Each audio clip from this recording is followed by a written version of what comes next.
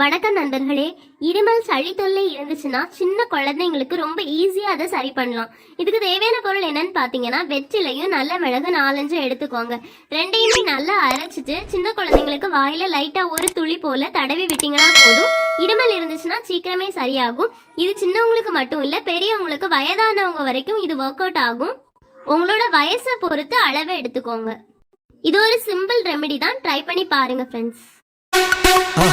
மறக்காம சர்ப்ரைஸ் பண்ணுங்க. தேங்க்யூ.